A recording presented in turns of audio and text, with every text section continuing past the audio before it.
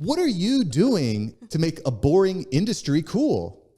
Working with cool people, both our attorneys and our clients. So one of the things that we do as a firm is whenever someone new, a prospect, is the right way to define it, but comes to us to do a consult or whatever it may be, we're actually ranking them on the back end internally on would this be an A or B fit for our firm.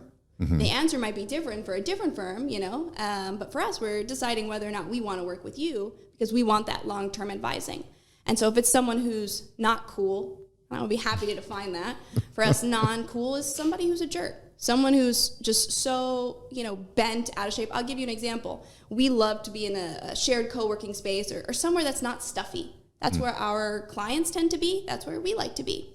Sometimes we've done a consult in a space like this, and a prospect says, this is...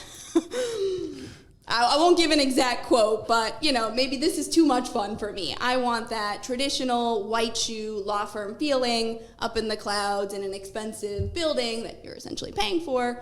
That's the vibe they want, and that's okay. That's their flavor of ice cream. Yeah. But we can kind of get a sense right there that we're not going to work well together. There's nothing wrong with you, nothing wrong with us, but long term, we're never going to be that. So we can't change. You're never going to stop wanting that, so that's not a good call. And then similar in terms of how we rank prospective candidates who are coming to work with us.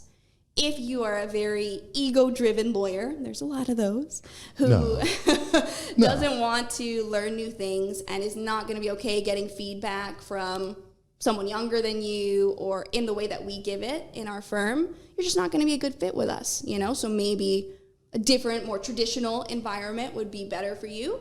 But yeah, one of the ways we try to make it cool is by working with cool people. Choosing the right clients, that's important. So thanks for watching Mark Savant Media. Here we're going to help you create a better content in less time and turn that attention into income. If you love this video, you're going to love these videos here. Click the one. Me and my team specially selected this just for you.